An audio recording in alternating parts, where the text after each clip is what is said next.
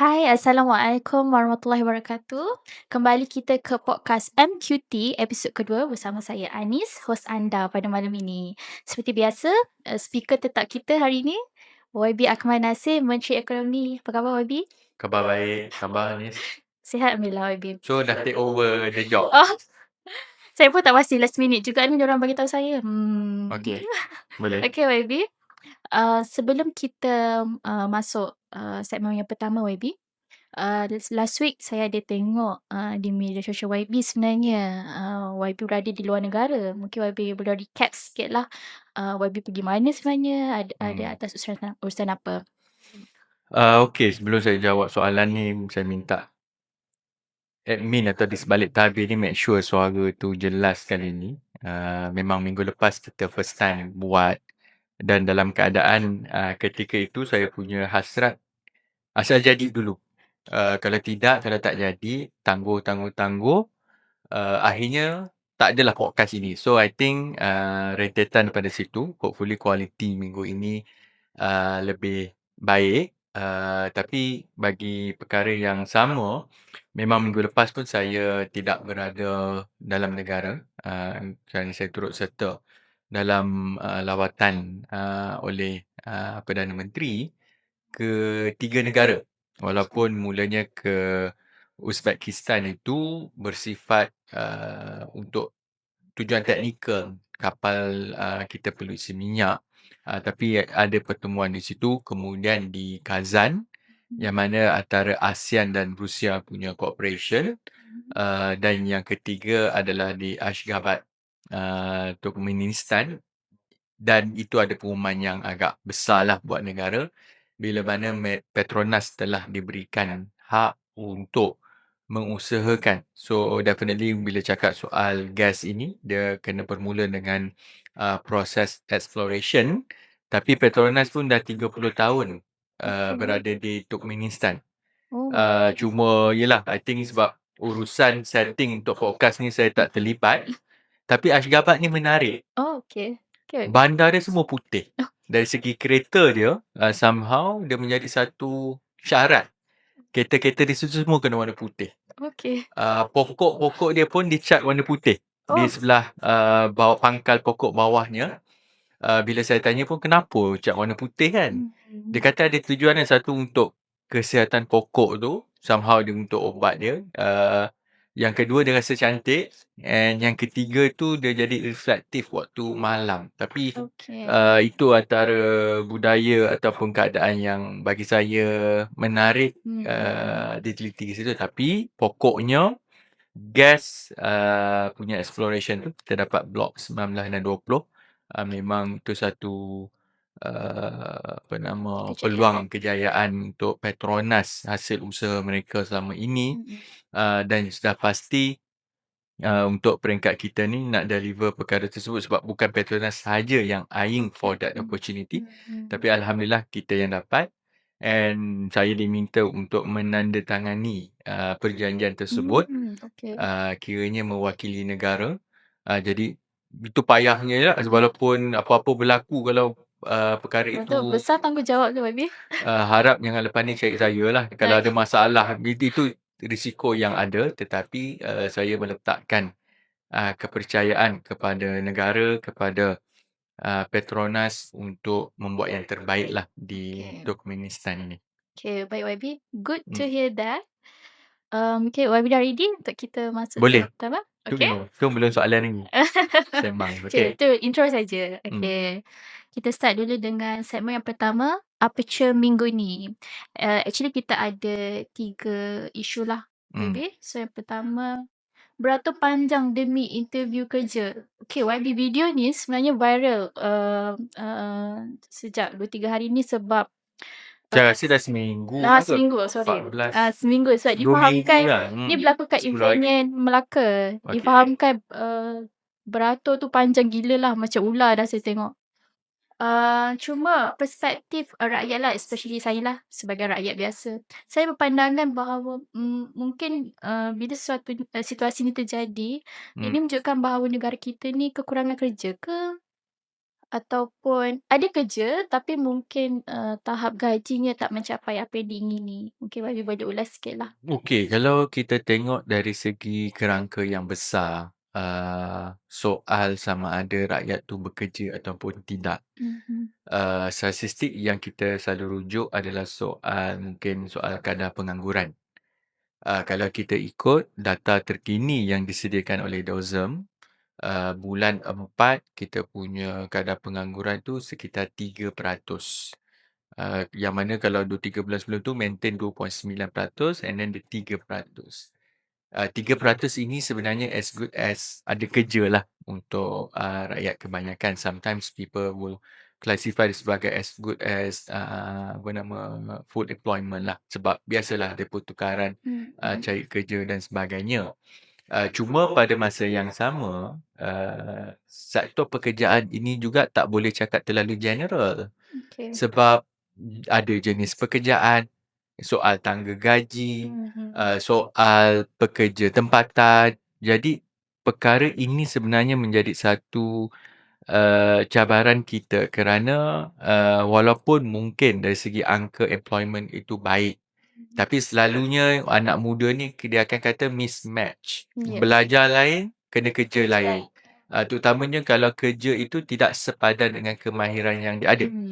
But at the same time, on the other hand, kalau kita bercakap dengan industri yang lebih bernilai tinggi, why they decide to come to Malaysia? Maksudnya kenapa syarikat seperti Infineon dan juga syarikat-syarikat lain bila memilih pelaburan dalam negara, adalah faktor-faktornya soal insentif ke, soal keuntungan yang boleh dibuat ke, itu pertimbangan bisnes mereka. Tetapi salah satu alasan sebab utama sebab kita punya tenaga kerja ni dianggap berkemahiran. Tapi if you go higher, nilai yang lebih tinggi, mereka akan kata tak cukup pula. Jadi itu antara keadaan mismatch yang akan terus berlaku dinamiknya kalau kita tidak mencari jalan memenuhi keperluan industri dengan lebih berkesan.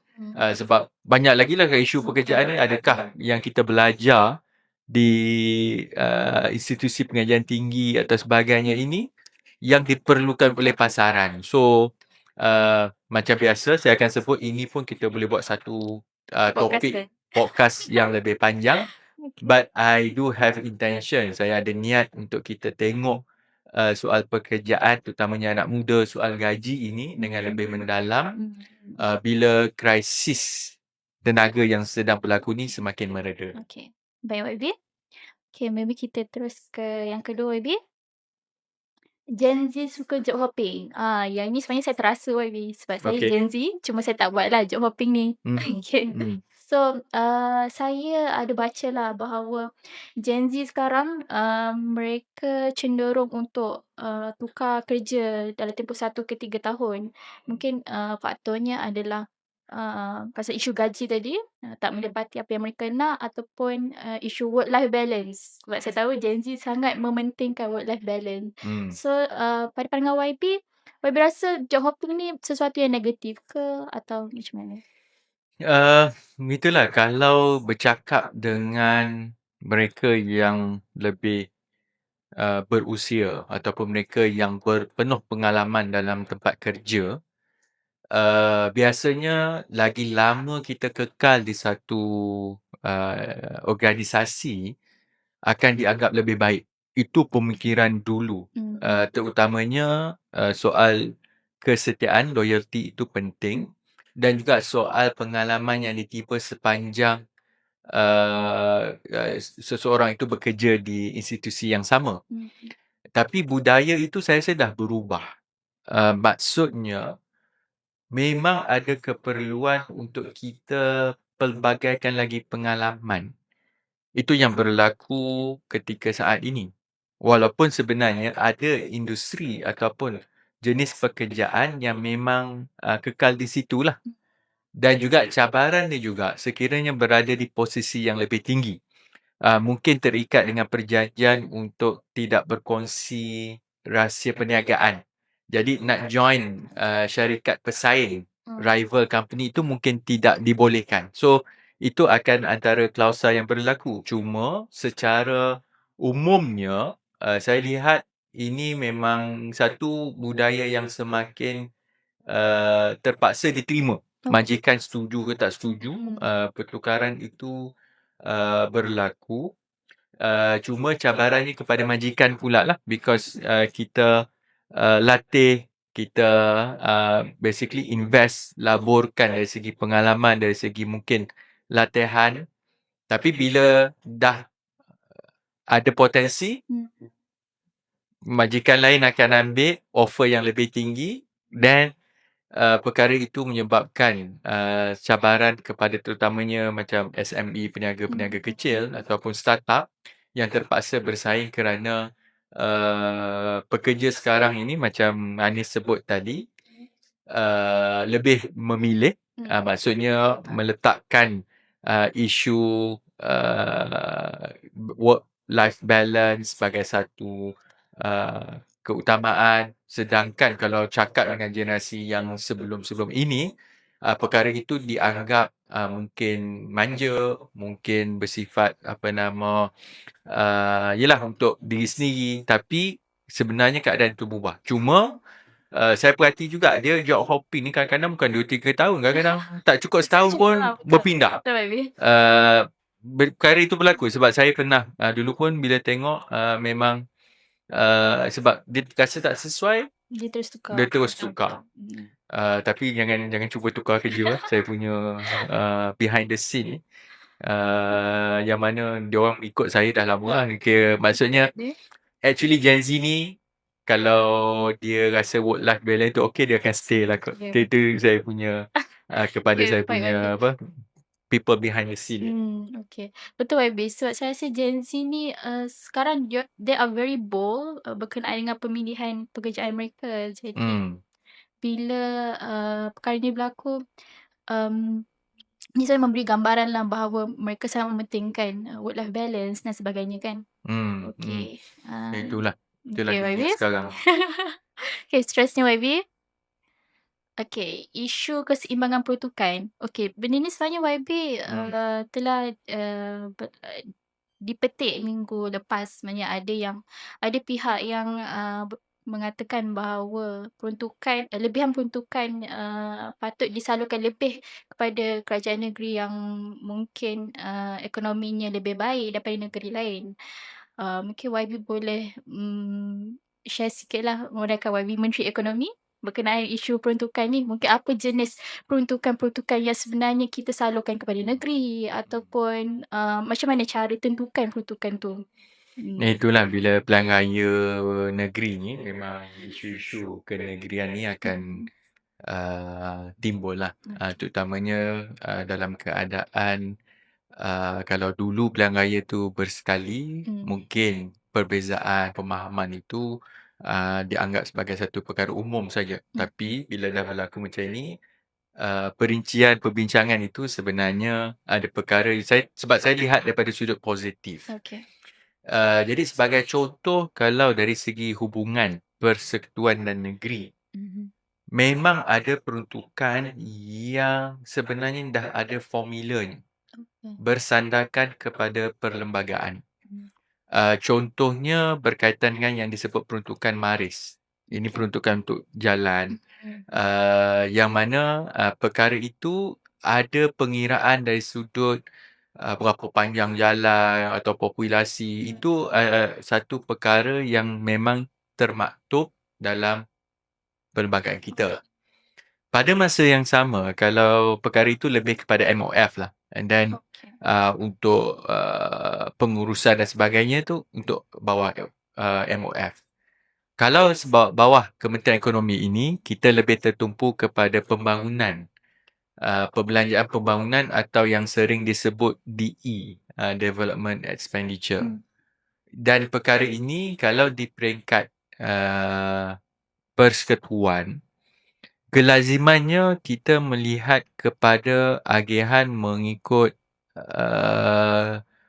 jenis perbelanjaan tersebut yang mana akan terikat dengan kementerian.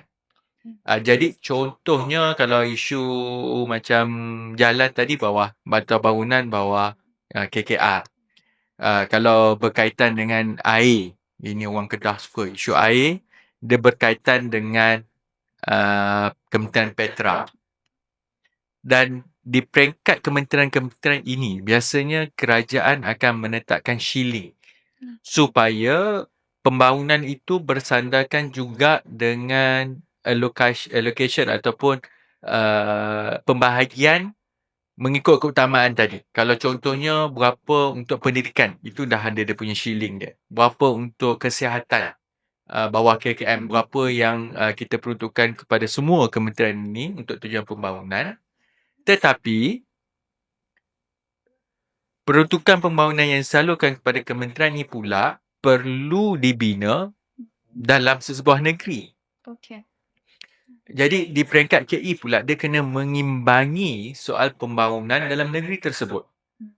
Jadi dia ada juga shilling peringkat negeri yang kita perlu perhalusi. Kita tak boleh sebagai contoh berlaku sesebuah negeri tu dapat begitu banyak, yang lain tak dapat apa.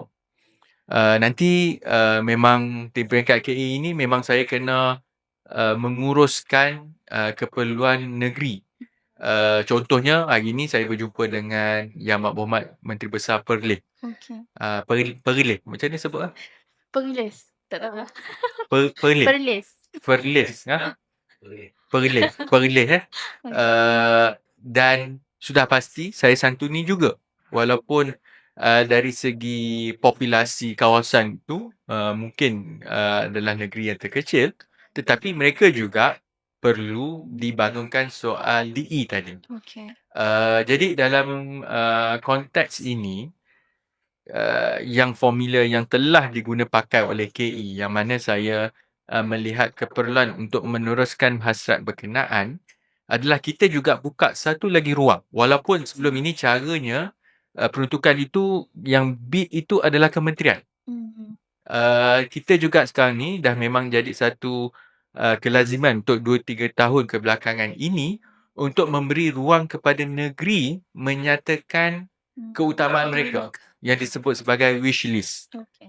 Mungkin 10 berapa yang kita tetapkan, dan perkara ini kita ambil maklum dan juga cuba yang terbaik supaya mengimbangi tadi cabaran shilling kementerian, shilling di peringkat negeri, kemudian keutamaan daripada negeri itu sendiri.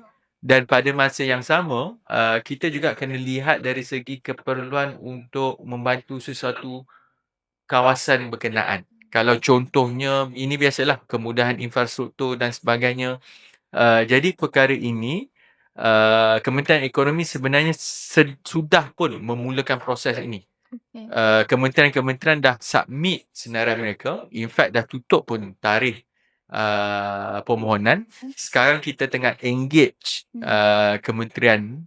Mereka memang setiap hari ni di KE ni memang saya dah jumpa lah 2-3, maksudnya kalau lalu kat lobi tu ada je daripada KPKT lah, daripada Petra, sebab dia bahagian yang berbeza yang mungkin akan present untuk bajet bidding tu.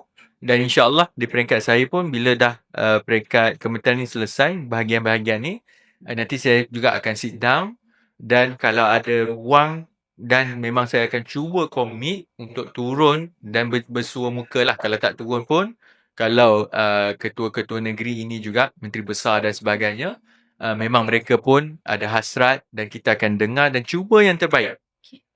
Tapi insyaAllah memang di peringkat soal pembangunan ni kita biasalah dia punya keterbatasan itu adalah berapa banyak yang kita boleh belanja, dan DE ini lebih kepada bersifat ada projek baru, ada projek sambungan. Nantilah kita kupas lagi lah. Okey, baik. Ya. Saya suka point YB bila YB kata kita pentingkan keseimbangan antara negeri dan juga engagement kita dengan kementerian lain lah. Okey, YB. Dia yang kalau nak yang bersyarah tu biar yang lain lah. Di Okey, luar tu baik, lebih baik, YB. lebih ni. Tapi for me, saya lihat adalah sebab audience kita pun kita target yang lebih kepada orang muda, kepada yang mungkin di kumpulan pertengahan ini. Jadi untuk memahami konteks tapi butiran berapa bilion dan sebagainya itu kita kupas dalam kaedah yang lain. Okey, baik YB. Okey, mungkin kita Tu okey jawab macam tu? Alright. okey, kita teruskan ke Susah semua perkara ni. So, tak apalah. berat-berat ni soalan untuk YB ni, cik. Okey, segmen seterusnya rangkuman minggu kali ini atau ringkasannya RMK. Sangat dekat dengan KE sebenarnya RMK ni kan? Oh, dah tukar dah. Tengok balik apa Ini sebenarnya kata segmen terbaru YB. rangkuman minggu Minggu kali kali ini. ini. Dalam kurungan RMK lah. Kali ni lah kot. Kali ini jadi RMKI. Oh, okey. Kali ni. Mungkin tim belakang tabir boleh Itulah. boleh Kita check jangan promote RMK lah. okey. Jangan ditinggalkan RMK ini. Baik, baik. Walaupun dalam krisis dan sebagainya. Okey, Okey. sila. Okey, seterusnya YB. Minggu lepas berkenaan perasmian bangunan antik. Yang ni saya ada tengok YB ada rasmikan bangunan ni. Okey. Kepada yang tak tahu, bangunan antik ni adalah sebuah hub moden yang dibangunkan oleh NCIA khususnya untuk pembangunan semikonduktor, especially untuk pemukusan chip dan sebagainya. Jadi mungkin ramai lagi rakyat yang tak faham macam mana apa semikonduktor ni ataupun macam mana kita nak bungkus chip tu. Kan. Jadi mungkin YB boleh kupas sikitlah kenapa sektor semikonduktor ni pada YB dikatakan diutamakan untuk dibangunkan di negara kita. Okey, itulah saya pergi ni di Pulau Pinang rasa 2-3 minggu yang lalu lah. Yang mana di bawah koridor kita, koridor wilayah utara, telah pun dah in fact bila kita pergi pun dah operasi. Bukan Okey. nak kena rasmikan apalah, cuma mereka nak highlight usaha yang sedang dibuat. Jadi antik ni ialah NCER, Technology Innovation Centre. Cuma saya sebut kat diorang lah, antik ni kalau bahasa Melayu, antik ni barang antik. Yang benda lama. Barang benda lama, klasik. Okey. Tapi antik di Penang ini perkara yang maju, perkara yang advance lah. Dan bila bercakap semikonduktor, saya rasa rakyat Malaysia yang mengikuti lah. Kita dah faham ada ruang front end dengan back end. Yang mana kekuatan kita back end lah kan. Okay. Yang front end ni dulu yang kita cerita melalui ARM Limited. Okay. Kita nak cipta chip tersebut. Kalau imagine ni, katakanlah ini satu bongkah chip. Tapi chip sebenarnya sangat kecil lah. Tapi kalau katakanlah chip, kalau sebut front end tu, kita nak cipta benda tu. So, dia melibatkan design dan sebagainya. Bila bercakap antik ini, dia lebih kepada isu advanced packaging. Okay. Maksudnya, dia bukan cipta chip, tapi dia nak cipta packaging untuk semua chip yang ada. Okay. Contohnya, kalau macam chip dulu, kita pakai satu chip. Tapi sekarang ni, chip ni, contohnya dia akan boleh attach. Jadi, kita kena susun another chip, dan dia adalah dia punya design dia. Dan perkara ini di bawah antik. Yang menariknya sebab dia menggabungkan ekosistem yang ada dalam advanced packaging itu di bawah satu bumbung. Okay. Sebab contohnya nak letakkan chip-chip ini pun perlu direka. Maka dia ada pengkhususan yang melihat kepada reka. Dan ada syarikat kita yang tumpu design untuk packaging. Bukan design buat chip, tapi design untuk kita packaging tadi untuk advance. Okay. Ada juga ruang yang mana mereka melihat kepada kepenggunaan chip tersebut. Ada juga syarikat di situ yang melihat kepada testing chip yang telah pun bentuk tadi. Dan ada juga di peringkat akhir tu juga untuk tujuan komersial ataupun pemasaran, kebolehpasaran chip-chip berkenaan. Jadi di peringkat Kementerian Ekonomi, kita juga selain bercakap soal front end, yang mana yang ini yang duk bersyarah dengan pasal ARM dan sebagainya, yang ini pun kita masih bagi penumpuan kepada kekuatan sedia ada. Okay. Jadi macam di bangunan antik ni, bila kita turun, 60% itu dah occupy dah. Maksudnya dah mulakan tujuan-tujuan ini. Dan pada masa yang sama sudah pasti yang contohnya apa nama, Yang macam wafer piring tu? punya piring Okay. design selama ini piring contohnya. Mereka kata bila buat piring, chip tu selalunya square ataupun Okay. kotak kan, rectangle dan sebagainya. Jadi ada space yang tidak diguna pakai contohnya. Tapi sekarang ni dia go for squarish supaya boleh guna pakai semua, termasuk the edge punya di apa nama penghujung wafer inilah. Hmm. Dan pada masa yang sama, bila diorang buat design sekeping tu, nilai dia boleh ratus ribu jugalah. Oh, Because kalau you put ya. all the chips there, dari segi apa nama hasilnya lah, tapi untuk kita apa nama bangunkan apa nama untuk semiconductor, kita juga tidak tinggalkan kekuatan di sebelah back end. So hopefully bila kita ada front end punya keupayaan, kepakaran, kita go for IC design, and then we maintain on the advanced packaging punya role. So ekosistem semiconductor tu kita dapat Complete lah. pegang sebaik mungkin lah dari segi menaikkan lagi nilai kedudukan kita dari segi rantaian semiconductor. Okay. So boleh dikatakan fokus kerajaan ataupun Kementerian Ekonomi sebenarnya bukanlah sekadar nak menaikkan sektor back end tu tadi. Maksudnya dia perlulah disatukan dengan front end dan menjadi satu ekosistem yang sempurna, kan? Ya, sebab kita memang push for HGHV lah, for supaya ada nilai yang lebih tinggi, yang mana hopefully perkara itu akan translate kepada soal gaji yang lebih baik dan sebagainya. Okay. Baik, YB. Sangat menarik topik ni. First time saya dengar. Menarik, saya pun So, orang bosan je kat belakang. tak, saya first time, so menarik time untuk saya. Okay. Okay, seterusnya YB. Pralancaran unit Inovaton. Okay, yang ni YB. Sebenarnya saya pernah dengar Inovaton. Tapi unit Inovaton ni mungkin perkara baru kot. Sebab saya tahu Inovaton bukan satu program reality TV di mana kita membuka peluang kepada orang ramai untuk menonjolkan bakat daya cipta mereka dalam inovasi khusus dalam bidang STEM kan. Cuma unit Inovaton ni apa YB? Dia lebih kepada segmen apa? Itulah dia sebenarnya untuk tahun ni dah masuk season 2 lah, siri kedua. Waktu saya pergi ni rasanya dekat yang ni pre-launch unit Inovaton ni dekat Selamat Pagi Malaysia. Waktu tu tengah sebab RTM sekarang duduk tayang bola. World Cup kan. Jadi YB layan bola ke?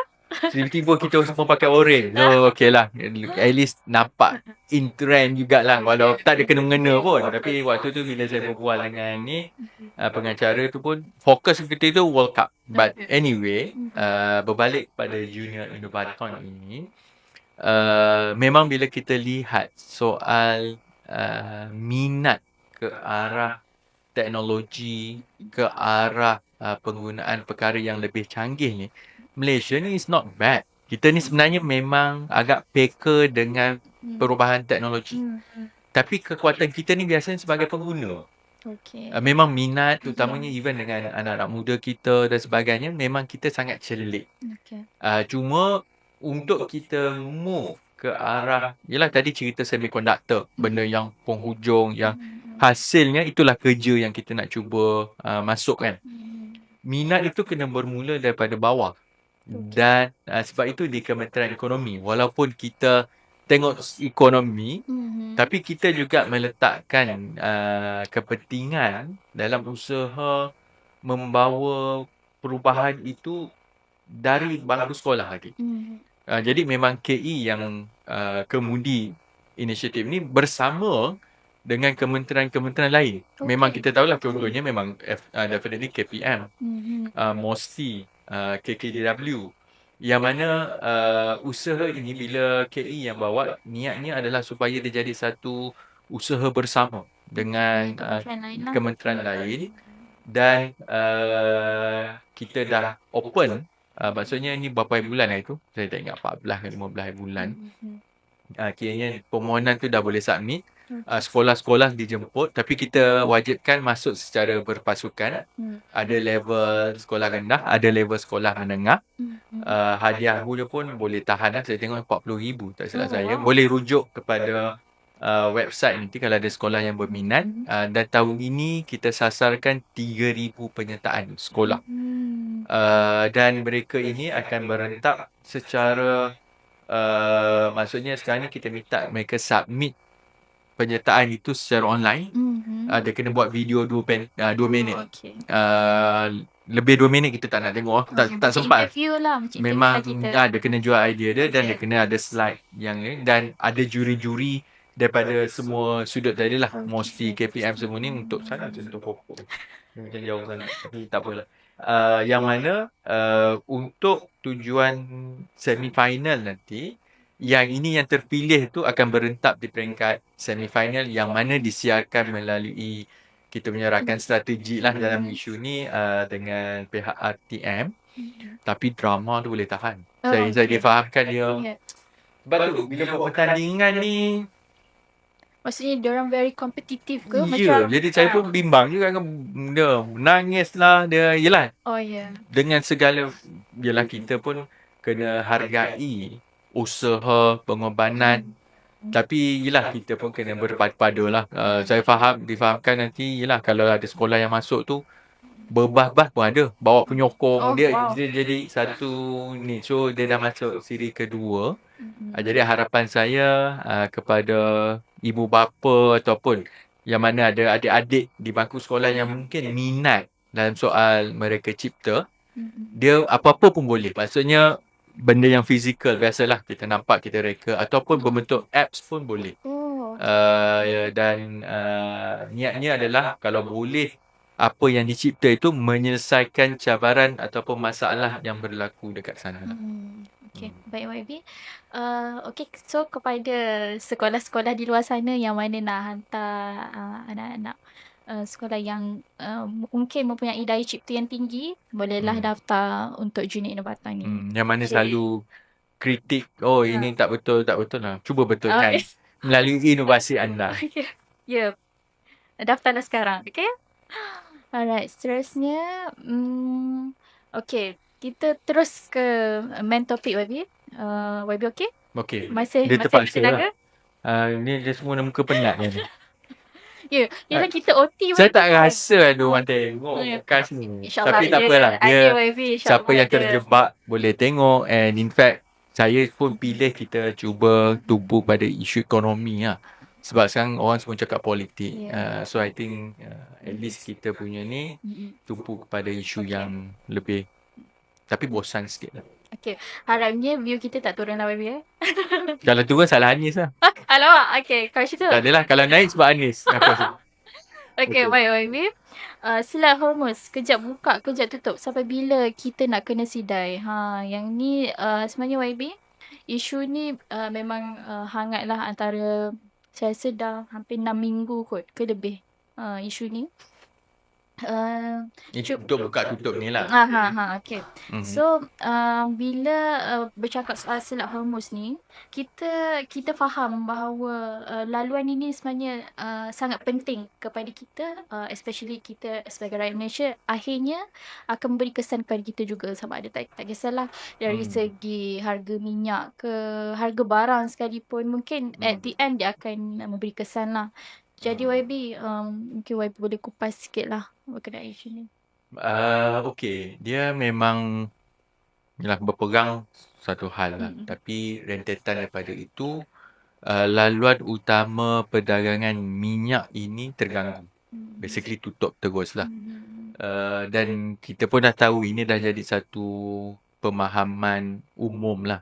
Siapa tak tahu maksudnya tak ikut keadaan krisis. Tapi basically kita dah tahu 20% bekalan global itu terganggu. Dan kalau in fact kalau saya semak juga, memang sebenarnya dari segi itu memang ada defisit antara demand dan supply minyak dunia ketika ini.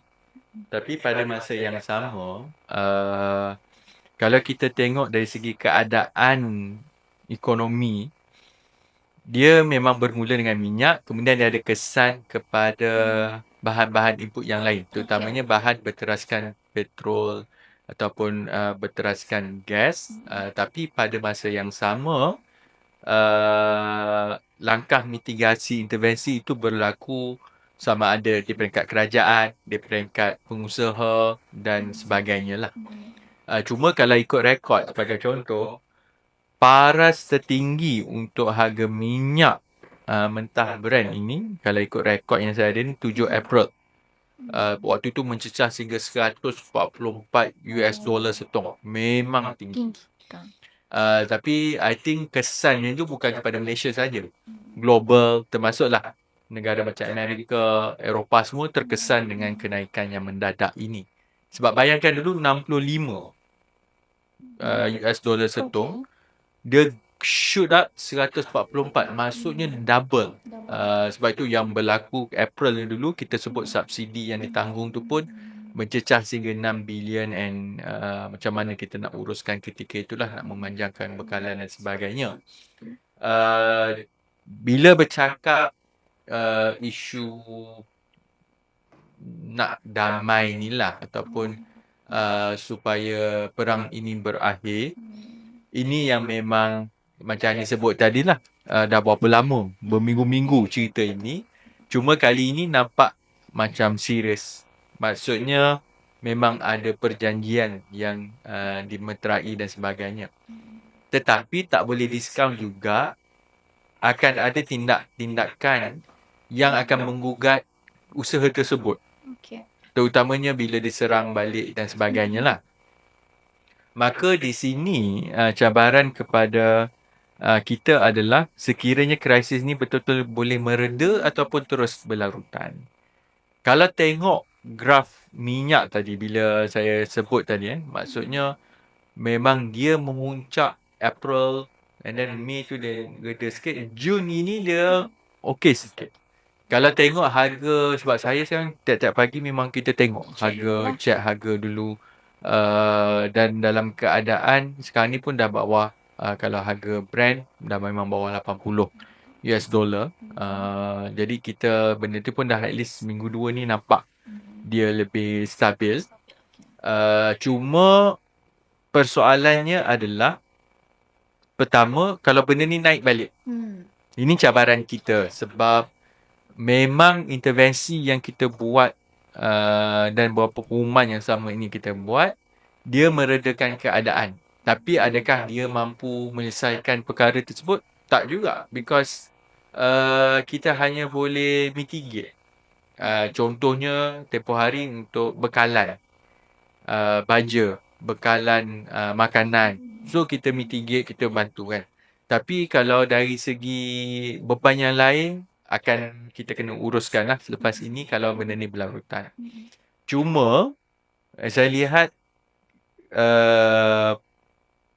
optimism itu ada. Walaupun dari segi kita, kehidupan ni tak nampak berubah sangat lah. Saya tengok rakyat Malaysia ni somehow, even for government, kita kena balance antara memanjangkan bekalan, mengurangkan beban yang kita kena uruskan. Tapi at the same time, kita tak nak wujud suasana panik atau rakyat berhenti belanja, menyebabkan dia ganggu aktiviti ekonomi dan sebagainya. So, to find the balance is not that easy.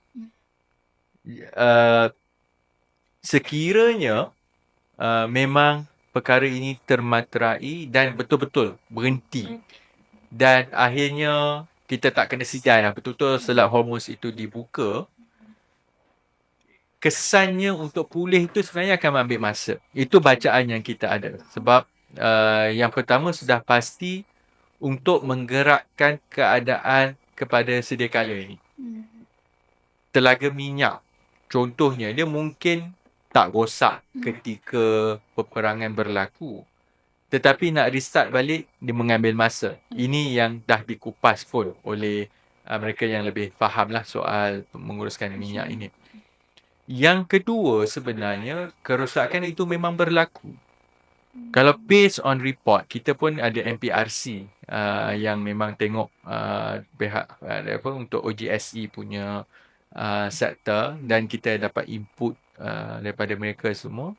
Yang mana ialah bacaan daripada semualah laporan lebih kepada yang terbuka lah. Kita pun tak ada di sana. Kos kerosakan tu hampir mencecah 58 bilion US dollar. Maksudnya dia nak kena bina balik. Ada perkara yang memang dia punya refinery tu terkesan. Kalau nak repair balik mungkin 3 tahun. Atau ada yang dia punya pipe tu mungkin terganggu. So perkara itu akan ambil masa untuk uruskan. Pada masa yang sama, saya difahamkan dia bukan hanya merosakkan infrastruktur sedia ada, tetapi kerja-kerja pembangunan itu terhenti. Okey. Jadi sekarang ni ada 2 kerja yang kita kena buat. Maksudnya baiki yang rosak dan terkembalikan projek yang tertangguh. Macam projek sakit. Dia terhenti. So dia kena teruskan kembali. Tapi yang ketiga yang sebenarnya kita mungkin terlepas pandang, bila berlaku krisis, memang di peringkat dunia dipersetujui untuk kita lepaskan simpanan strategik petroleum yang dipanggil SPR. Bukan SPR Pilihan Raya. Strategic Petroleum Reserve. Ini memang International Energy yang menguruskan agensi ini. 400 juta yang dilepaskan secara tiap-tiap hari. Yang mana maksimum dia boleh lepaskan dalam 2 juta sehari. Saya kira kalau secara anggaran, krisis ini pun dah lebih 3 bulan lah. Bulan 3, bulan 4, bulan 5, dah bulan 6. Kira dalam 3 bulan setengah. So, about more than 100 days. Kalau sehari 2 juta, yang dilepaskan tu dah separuh. In fact, 400 juta tu dia historical amount yang nak dilepaskan ke dalam pasaran. Sebab tu kalau krisis ni lebih lagi 2-3 bulan, reserve tu tak ada, habis, shortage itu lebih ketara, harga tu akan tekan balik. Sebab tu kita punya kebimbangan kalau dia berlarutan September, kalau dia tutup tak tutup, kita kena sidai. By bulan 8, 9, 9 kalau reserve tu habis, then dah diguna pakai, then harga tu akan tekan. Tapi kalau pun dia selat ni dibuka, nak tunggu minyak tu start dikeluarkan balik, once production tu dah kembali okey sekalipun, all the strategic reserve ni perlu diisi balik. Dan mereka ini yang akan memberi tekanan permintaan yang lebih selepas krisis ni, sebab dia kena refill balik. So impak daripada perkara berkenaan, sebab tu dulu anggaran yang saya nyatakan memang 2027 tahun depan pun kita masih terasa, because it takes time. Dia mengambil masa untuk kita pulihkan keadaan berkenaan. Baik YB. Bila dengar YB jelaskan tu, pada saya sangat serius lah. Sebab dia mengambil masa yang lama. Mungkin lebih 6 ke setahun untuk masa untuk recover kan.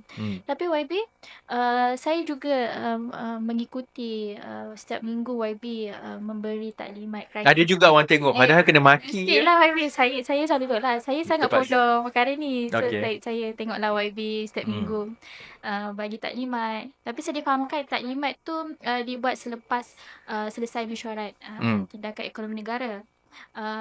M10 juga sebenarnya saya difahamkan menjadi satu medium untuk menyelesaikan isu ni. Mungkin YB boleh share sikit bagaimana peranan sebenar M10 ni sehingga sekarang lah daripada krisis ni berlaku. Jadi bila krisis berlaku, di awalnya itu memang kita kena lihat sama ada perkara ini bersifat mengejut. Contohnya yang berlaku di Venezuela. Di ini presiden dia macam diculik jugalah kan, tapi benda tu settle. Dia tak beri kesan peperangan di situ, cuma berebut isu pengeluaran minyak di negara berkenaan lah.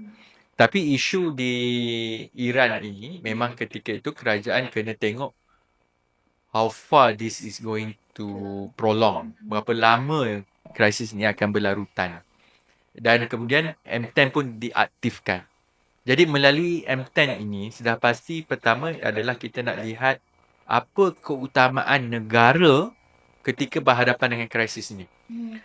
Jadi melalui M10 sudah pasti dia melibatkan pelbagai kementerian, dia melalui ada juga wakil-wakil yang kita jemput, wakil industri, definitely Petronas pun tiap-tiap minggu bagi update. Oh, dia macam sesi libat urus lah ke macam mana? Dia sesi untuk kita buat keputusan yang segera, yang perlu diputuskan, yang lebih kepada intervensi yang boleh dilakukan now, sekarang. Contoh yang bila kita sebut untuk fokus kerajaan, memang kita senaraikan 3 atau 4 keutamaan. Yang first kali is all about the supply. Untuk pastikan bekalan itu ada. Sebab itu bila keadaan itu memuncak, contoh keputusan yang kita buat untuk memanjangkan bekalan ini adalah di peringkat Petronas, dia memberi jaminan berapa lama boleh bertahan bekalan kita. Termasuk unjuran itu, kita tahu bahawa kalau perhatikan pengumuman sebelum ini, kita boleh jamin pun paling lama pun penghujung bulan yang berikutnya, sebab 60 hari. Syarikat-syarikat pembekal minyak ini, mereka berdepan dengan suasana yang tidak menentu. Jadi komitmen yang mereka boleh bagi, kalau you masuk ikat terus long term, harga itu tak stabil. Mungkin kalau nasib baik kita tak ikat pada bulan 4, harga itu memuncak. Katakanlah kita ikat pada 144 US dollar, sekarang harga 70 US dollar. Separuh kita bayar terlebih bayar dengan keadaan yang sepatutnya. So that's why tindakan itu cuma dia memang peringkat saya pun cukup ke tak cukup. Adakah kita kena push ni, tapi that is daya tahan yang kita ada sebab kita bergantung dengan operasi yang kita ada lah. Kemudian bila kita bercakap soal memastikan bekalan utama itu kekal, segmen utama yang kita intervene tengok sudah pasti makanan. Keselamatan makanan itu kena ada, termasuk dari segi simpanan bekalan beras yang mana memang ditambah, yang memang kita prepare ketika itu. Dan yang kedua, contohnya dari segi bekalan protein, ayam, telur, termasuk ikan-ikan. Sebab dari segi sayur-sayuran, laporan ketika itu ada minggu yang sebenarnya macam bekalan itu lebih untuk sejenis berapa jenis sayuran. Ada masa ialah dia sebab ketika itu juga sepanjang krisis ini kita ada festive season. Contohnya ada perayaan Raya Haji, ada Wesak dan sebagainya ni. Jadi itu kita uruskanlah dalam keadaan menyemak inventory yang ada. Tapi sebut makanan, it's not just makanan. Kita kena intervene soal baja. Sebab itu macam baja pula ni, dia bukan satu komponennya. Saya pun kena belajar lah. Kita ada selalu belajar MPK. Kita ada dia punya lain-lain. Yang mana sudah pasti satu sudut itu berteraskan petroleum. Urea. Yang selalu disebut urea. Urea ini selalunya kita memang untuk pengeluar kita ni, dia ada yang mendapat supply ni biasanya daripada Asia Barat ni. Sebab itu antara kos yang paling efektif. Petronas pun keluarkan baja urea, tapi grade yang lebih tinggi. Yang mana bila berlaku krisis ini, macam mana kita balancekan keutamaan nak pakai mana. Tapi ada bahan baja yang berteraskan mineral. Fosfat contohnya. Fosfat ni tak ada kat Malaysia. Tapi kita dapat contohnya daripada Australia. Sebab itu bila PM Australia datang, antara persetujuan yang kita ikat adalah supaya ada laluan ataupun jaminan untuk kita terus dapatkan bekalan makanan. Itu contoh-contoh yang berlaku lah. Cuma bila dah bukan penghujung lah, saya tak kata krisis dah habis, tapi bila kita dah menguruskan perkara-perkara ini, termasuk isu kesihatan. Kesihatan kita tengok kedua-duanya. Satu, ubat. Yang kedua, peranti. Sebab bila sebut peranti ni, cuba orang pun apa maksud peranti kesihatan. Dia ada juga peranti yang mungkin diperlukan untuk sebagai contohnya rawatan yang berkala. Mereka yang terpaksa buat cucian hemodialisis. Getah tu cukup tak bekalan sebab plastik terganggu. Adakah dia punya barang-barang cucian itu ada. So contohnya kalau untuk mesin itu sahaja, berapa banyak parts yang perlu disupply barang secara berterusan. Mereka kalau dari segi ubat-ubatan, mungkin kalau yang macam Anis nampak Panadol, ubat sesama lah kan. Tapi contohnya ada penyakit yang bergantung dengan ubat-ubatan ni secara berterusan. Dia tak boleh stop. So perkara ni yang kita semak dan contohnya intervensi yang kita paling payah di peringkat kerajaan, kerana kerajaan hanya tahu di peringkat kerajaan. Bagaimana pula dengan peringkat di luar sana? So ini sebab itu bila ada M10, dia bukan lagi hanya sudut kerajaan, kita juga panggil wakil-wakil daripada industri, daripada persatuan, daripada kumpulan yang industri, FMM semua, kita turut libatkan mereka bersama.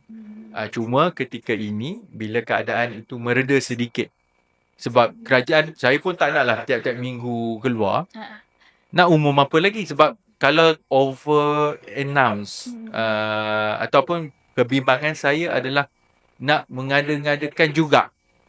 Contohnya kita tiap-tiap minggu intervene pun agak sukar. So yang ini kita pun berpandangan bahawa M10 ini kita mungkin 2 minggu atau 3 minggu sekali, bila supaya tidak berlaku over so called nak overdo lah, kita overkill keadaan itu. Okay, faham YB. So boleh dikatakan kerajaan bukanlah buat keputusan tu sendiri. Maksudnya mereka masih melibatkan persatuan atau mana pihak yang berkaitan lah.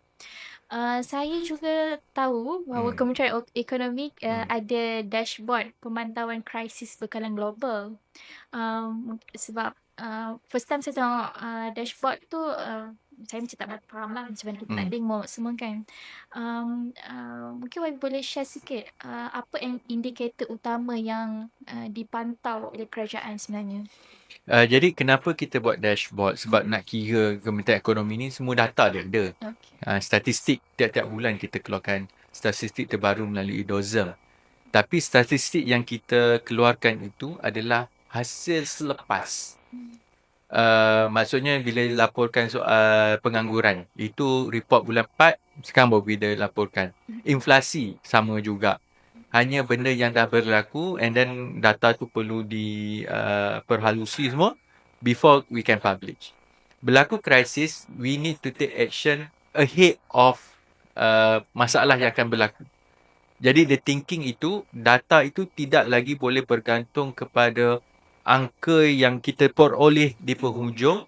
Kita kena masuk lebih awal. Maka sebab itu ada dashboard 113 indikator yang kita lihat secara mendalam, mungkin di peringkat regulator, mungkin juga di peringkat industri sendiri, dan perkara itu membolehkan bacaan lebih cepat dan lebih dekat lah, dan trend dan sebagainya lah. Contohnya sudah pasti yang selalu dilaporkan oleh dah sampai lama sangat kita bincang. Tak apa. Nasib baik dia punya dia panggil screen saver itu tak menimbulkan huru hara di sini lah. Jadi yang untuk indikator contohnya harga makanan. Memang kita letak beberapa jenis makanan yang kita track rapat. Pekerjaan. Berapa banyak yang kehilangan pekerjaan dan berapa banyak yang mendapat pekerjaan.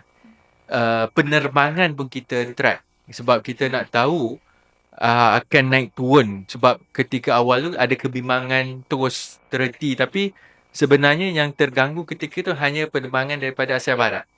Sedangkan yang lain dia dah ada booking yang lebih awal dan sebagainya. Tetapi itu antara faktor yang kita lihat. Cuma dashboard ini juga kita memang kita cuba libatkan jugalah. Sebagai contoh, it's not at only federal. Bukan hanya di peringkat federal.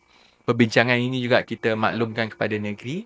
Jadi ada perkara-perkara yang kita juga rujuk kepada pemakluman itu boleh berlaku lah. Sebab negeri juga boleh buat keputusan jika perlu dari segi bagaimana mengurangkan kesan gangguan kepada bekalan ataupun kepada operasi mereka. Dan pada masa yang sama, dari segi angka yang kita dapati itu juga kita tunjuk apa yang kerajaan dah lakukan lah, termasuk macam harga petrol, berapa banyak yang sebenarnya ditampung dan sebagainya, itu ada di dashboard lah yang kita Okey. tunjukkan.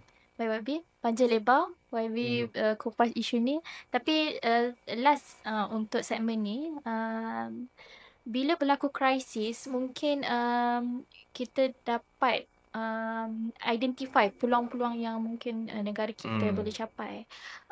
Atau saya boleh katakan, adakah kita boleh jadikan situasi ini sebagai satu alat atau instrumen untuk negara kita macam menguji daya tahan ekonomi kita lah. Ya, dari sebab tu bila kita tengok memang kalau Kementerian Ekonomi memang ini antara teras yang kita letakkan jugalah, walaupun kita tidaklah bercerita dengan meluas ketika awal krisis sebab fokusnya pada menguruskan krisis.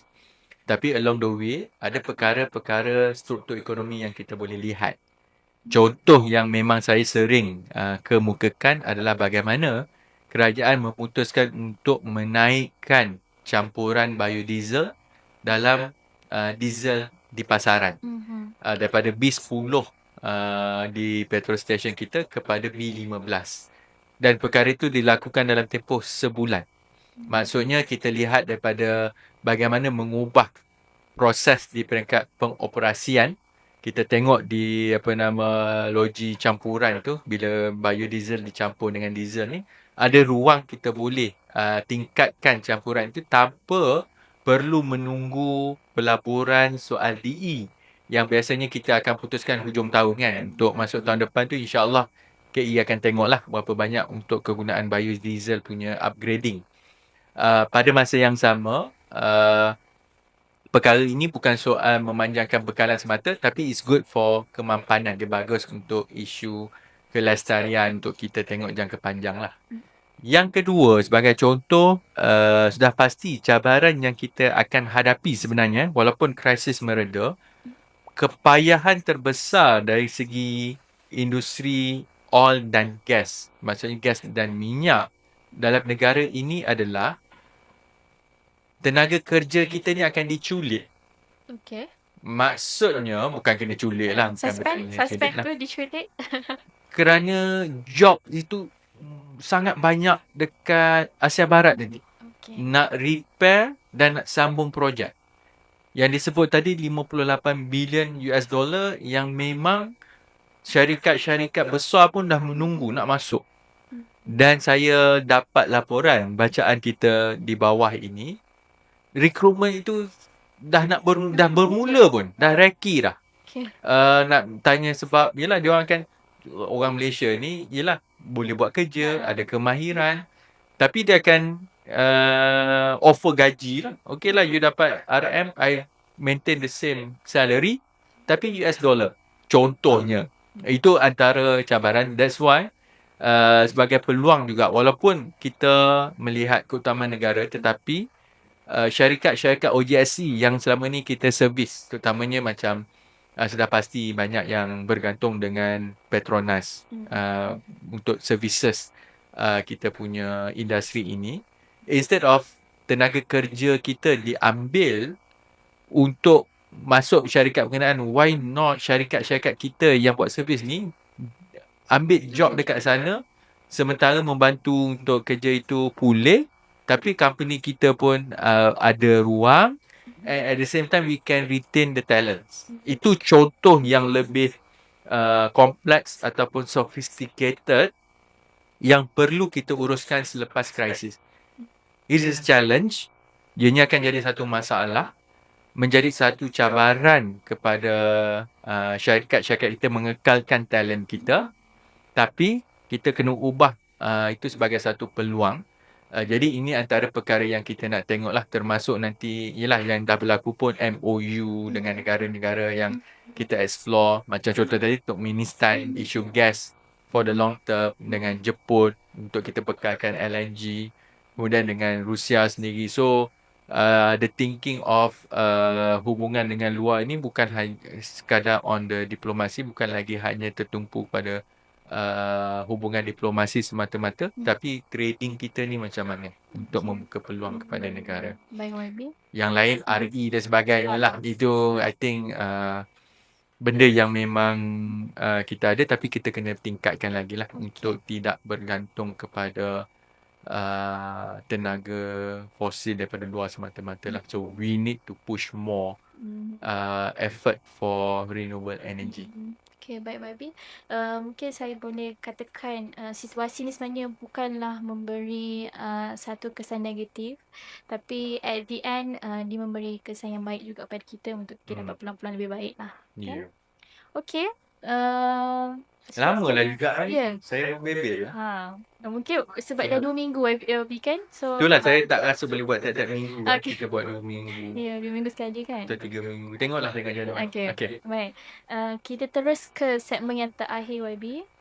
Ada lagi soalan dia? Ya. Okey, Okey. ada soalan yang ni kita go through lah soalan-soalan yang So ni yang ni diorang submit yang ada ya, link tu kat kan. Google Form tu. Kita Betul. okey. Okey, kita tengok soalan yang pertama. Okey, soalan dari KL Slim. Saya rasa dia dari Johor ni sebab isu Johor ni. Dengan perkembangan pesat ekonomi Johor, khususnya melalui JSSZ dan transformasi digital, usahawan belia kini berdepan pelbagai cabaran yang perlu ditangani. Bagaimana belia Johor boleh dapatkan bantuan dari kerajaan pusat atau Kementerian Ekonomi? Yang ni JSSZ memang YB punya forte lah. Sebab Kementerian Ekonomi kan. Dia bukan forte saya lah, forte Kementerian Ekonomi dan bersama dengan Johor dan juga Singapura lah. Inilah beberapa angle. Satu, JSSZ itu sendiri memang ada penglibatan yang menyeluruh lah antara Johor, Federal melalui Kementerian Ekonomi dan juga kementerian-kementerian lain. MITI, kemudian even MOT dan sebagainya sebab dia melibatkan isu logistik juga dan sebagainya. Dan serta daripada Singapura. Cuma dalam isu JSSZ ni, kawasan saya Johor Bahru lah. Sudah pasti perkara yang perlu diberikan perhatian adalah bagaimana manfaat ini ataupun pembangunan ini dapat memberi kesan yang baik juga kepada penduduk tempatan. Terutamanya macam golongan belia. Jadi sudah pasti untuk kita lihat keperluan supaya kita tidak hanya bercakap atau menumpukan kepada isu so-called membawa masuk pelaburan, tapi mempersiapkan tenaga kerja kita ni untuk menggarap peluang berkenaan. Sudah pasti contohnya, satu angle yang saya nampak adalah program ataupun inisiatif yang berkaitan untuk menaikkan keboleh persaingan belia kita ini memang perlu dibawa juga ke selatan Johor. In fact, bawah JSSZ ni pun dah ada dia punya kluster yang melihat kepada tujuan pembangunan modal insan berkenaan. Dan perkara ini ialah tak payahlah berebut isu kredit apa semua. Patut kita tengok dengan lebih menyeluruh. Cuma kita juga kena start semak tahap effectiveness ataupun keberhasilan program yang sedang berjalan. Cuma yang kedua juga, digital ini boleh dilihat dengan kerangka yang lebih besar. Malah ini yang saya berbincang dengan pejabat kita. Kita lihat bagaimana digital dan juga anak muda ni boleh diperkembangkan. Sebab biasanya, macam saya sebut tadi, kehebatan Malaysia ini dalam soal teknologi, kita sangat bagus dalam pakai teknologi. Dalam soal games, kita sangat baik dari segi memainkan games. Pemain games ni memang, kalau e-sports pun kita ada nama. Tapi bagaimana pendedahan dan juga keterlibatan kita dalam isu membangunkan perkara berkenaan, to be part of that ecosystem. Pandangan saya sudah pasti kita kena cari jalan supaya kita tidak hanya menerima manfaat itu hanya sebagai warga ataupun pengguna, tetapi juga dapat manfaat dari segi rantaian nilai itu, kerana biasanya rantaian nilai yang lebih tinggi itu berada pada tahap yang lebih sophisticated. Bukan di penghujung sebagai mengguna still main game dapat hadiah. Kita menang, kita ada pasukan, tapi if we create the game, berapa ramai yang pergi main game itu. Tapi yelah, cakap itu senang. Macam that's another level lah kan. Ya, cuma itu antara yang saya lihat, kalau kita bagi penumpuan yang lebih menyeluruh dan lebih mendalam kepada anak muda, sebenarnya ada cara. GSSZ ini bukan hanya bagus dari sudut pelaburan, tapi dia boleh bagi manfaat kepada talents anak-anak muda kita. Okay, baik YB. Saya harap you menjawab. Saya penat cakap, takut suara teruk. InsyaAllah okay YB. Ya. Kita berdoa. Dia orang bukan test apa tu buat live macam tu. Okay. Tak apa, sila. Okay. Seterusnya, soalan daripada Nur Ain. Saya rasa ni dari... Panjang ni soalan ni. pula. Soalan karangan. Okay, biar saya baca. Kalau Kerajaan Persekutuan sudah lama tahu projek ini bermasalah, kontraktor bermasalah dan rakyat Kedah terus terkesan, kenapa tindakan lebih tegas tidak diambil lebih awal? Kenapa perlu tunggu sehingga keadaan menjadi kritikal sebelum campur tangan? Adakah Kerajaan Persekutuan terlalu berlembut dengan kerajaan negeri? Dan tunggu apa sebenarnya? Jawapan tak logik akal dari MB Kedah. YB, saya sedih marah ni. Dia buat karangan ni. Saya rasa, sebenarnya dia nak tanya kenapa Kerajaan Persekutuan tak campur tangan lebih awal. Saya pun tak berapa pasti macam mana kan. So, itulah, itu masalah bila YB boleh komen lah. sound tak elok lah. Last podcast memang saya cuba explain. Rupanya bukan sekadar explain, bagi lagi marah lagi. Okay. Untuk tak faham, tak dengar lagi. Panjang soalan je. Okay, so dia ni sebenarnya memang kita campur tangan lebih awal. Semenjak saya masuk Petra tu, dah maksudnya within few months, memang kita dah tegur. Kenapa tunggu saya masuk pula kan? Tapi perkara itu maksudnya memerlukan campur tangan yang lebih tinggi. Adakah keadaan kritikal sekarang? No, hari itu lagi dah kritikal. Saya dah tunjukkan reserve margin air di Kedah 0%. Dah bertahun-tahun. Jadi kita kritikal. Tapi kenapa tak boleh ambil tindakan tegas? Masalahnya projek itu telah diserahkan kepada negeri untuk melaksanakan. Pengurusan projek itu berada di bawah kerajaan negeri. Jadi kami tidak boleh campur tangan untuk membatalkan kontrak berkenaan, kerana kontrak itu ditandatangani, diuruskan oleh negeri. Jadi teguran tekanan itu saya hanya boleh bagi kepada negeri di tapak projek. Cuma yang melenting duduk, tapi MB Kedah kalah, dia punya melenting tu lebih. Ni kawan Kedah. Saya bukan. Nasib baik. Tapi orang faham. Okey. Jadi perkara itu bukan kita nak tunggu dia. Cuma satu lagi Bukit Selambau. Sungai Limau tu dah terminate dan sekarang ni terpaksa diserahkan kepada Persekutuan untuk menguruskannya, yang di bawah Jabatan Bekalan Air, bawah Petra lah. Jadi yang itu Kementerian Petra akan teliti. Cuma Bukit Selambau ni bagi saya kritikal. If you ask me, is critical. Kerajaan negeri kena intervene, kena masuk, kena tengok secara menyeluruh apa yang boleh dibuat untuk selamatkan projek berkenaan. And kalau you drag, kalau dia terbengkalai, satu jatuh sakit dan terbengkalai macam Sungai Limau, nak start lagi proses berbalik, dia makan masa lagi lah. Nak kena terminate, nak kena buka balik, cari kontraktor penyelamat, lepas tu baru buat kerja balik. So isu tu memang akan berlarutan lah. Jadi saya tak adalah nak kata ni, kalau ikut dia ni, dia dah janji berapa kali lah. Sebelum pilihan raya negeri kat Kedah itu pun dah janji boleh siap, tapi tak siap juga. Saya tak nampak lah 2027 pun boleh selesai. Itu bimbangnya. Yang ini beberapa kali juga kan YB datang ke Kedah. Tak tahu, video ada lagi kot. Nanti tengoklah dia orang kalau dia orang nak share untuk tengok macam mana keadaan Bukit Selambau. Sebab I think sungai limau itu kita memang dah berjaya untuk menamatkan, bukan itu satu kejayaan lah bagi saya, ada jalan keluar. Kalau tidak dia macam ni lah 2 tahun lebih, cuma kos tambahan lah yang saya bising tu, dapat NOC, tambah lagi 50 juta, projek asal dan 100 juta, so actually separuh lagi kos yang terpaksa kita tanggung. Okey. So nanti tengoklah kalau tak tahulah mungkin Selangor ni macam mana. Saya tak nak pergi lagi lah, tapi kalau tak siap agak. Yelah, harapnya jawapan YB dapat meredakanlah kemarahan yang tukang hantar soalan ni. Tak tahu. Okey. Malam tembung yang ni Kedah lah sana ni. Tak apalah. Okey. Dia gelak ya, biarlah dia. Okey, seterusnya YB. Soalan daripada Ain juga, yang ni dia dari Pendang.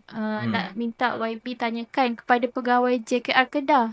Bilakah titi Sungai Jenun Pendang siap? Sebab saya sudah menggunakan jalan Jenun ke Merbuk setiap hari. Tiada orang yang melakukan projek tersebut selama 7 bulan. Yang ini mungkin dah tak siap kot YB. Semua orang Kedah. Saya bukan yang di Kedah ni. Nanti marah ni. Bila nak orang kerja dia pula kan. Ini saja platform yang mereka ada. Mungkin yang tu ialah nanti macam mana saya nak semak, memang kita nanti saya minta pejabat saya bertanya lah kalau apa nama untuk status pelaksanaan.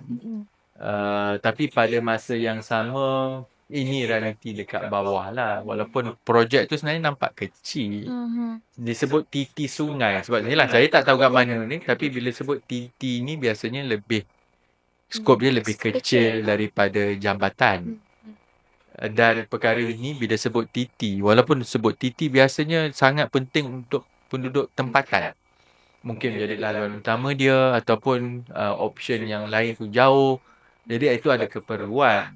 Cuma kalau contohnya di bawah Kementerian Ekonomi pun, sementara kita tumpukan kepada perbelanjaan pembangunan yang kita salurkan kepada kementerian-kementerian. Sebenarnya memang kita ada inisiatif kerja rakyat pun, IKR, yang tertumpu kepada perkara-perkara kemudahan rakyat yang boleh kita segerakan. Permohonan tu pun boleh buat dekat website, dan inilah pertimbangan tu kita tengoklah. Cabarannya biasalah, ni siapa yang buat, adakah apa nama yang sanggup melaksanakan, adakah kadang-kadang yang diminta ni bukan kes ni lah, tapi contohnya dia nak buat TT, tapi kita kata tak boleh lah sebab itu antara tanah persendirian ke tanah persendirian. Dan infra kita ni Pina ni selalu atas tanah kerajaan. So cuma perkara ni kalau memang projek itu dah berlaku, cuma nak cari tu inilah, nak cari titi tu kat mana lah. Sungai Jenun Pendang. Jenun ni kawasan siapa Saya pun tak pasti YB. Dia ada Dun tak ada? Saya lari Jenun baru tu. Dun saya pernah pergi. Okey, maksudnya YB inisiatif kemudahan rakyat IKR ni rakyat boleh direct memohon terus ke Kementerian Ekonomi macam tu? Dia boleh dekat website, tapi ni dah penghujung, dah masuk bulan 6-7, saya pun kena semak berapa banyak lagi peruntukan yang ada. Biasanya memang perkara ini dibuka awal tahun untuk kita laksanakan dalam tahun itu jugalah. Tapi saya rasa kalau ada yang perkara-perkara urgent yang ada keperluan, memang pihak Kementerian Ekonomi akan teliti jugalah. Okey, baik lagi. So kepada rakyat luar sana yang mana memerlukan kerja-kerja yang urgent, memerlukan kemudahan rakyat yang perlu ni. tindakan cepat, bolehlah. Ya, tapi ialah dia still bergantung kepada peruntukan, kepada still tertakluk kepada prosesnya. Jadi contohnya proses lah. biasanya isunya adalah pemilikan lah. Sebab contohnya ada yang kita buat tu untuk repair jalan. Punya selidik jalan tu atas tanah persendirian. Jadi takkan kita nak tanah orang pula kan. Kalau tuan tanah tu pun dah lah kita tak minta kebenaran. Satu lagi, kita hanya buat kerja itu atas tanah yang dibenarkan lah. Okey, baik YB. Boleh? Seterusnya tadi dah habis dah YB. Saya ingatkan. Alhamdulillah. Tak tahulah. Ready lah di apa nama? dikritis dan dinilai oleh penonton dekat luar. Okay, so dah lah untuk podcast malam ini. Tapi sebelum kita wrap up, saya hari ni mungkin saya banyak belajar lah dengan YB berkenaan dengan bagaimana perkembangan global, dengan isu selat hormuz, peluang pekerjaan dan sebagainya. Kalau YB ada kata-kata terakhir ke? Esok saya akan jawab MQT di Parlimen. Oh, okay. Esok ada satu soalan saya rasa daripada tadi Parlimen dah alert. Mungkin YB bacok.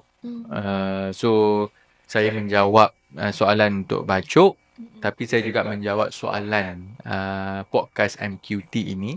Jadi ambil peluang kalau ada pertanyaan boleh salurkan persoalan berkenaan untuk kita jawab. Niatnya lebih santai lepas pejabat ni semua supaya tidaklah hanya buat taklimat media, baca data. Saya pun penat orang kata membaca. Dah tu takkan aku nak hafal semua nombor tu. Betul. Harga minyak tu berubah tiap-tiap minggu. Tapi yelah, itu antara cabaran yang kita ada. Jadi podcast ni kita boleh tengok dari segi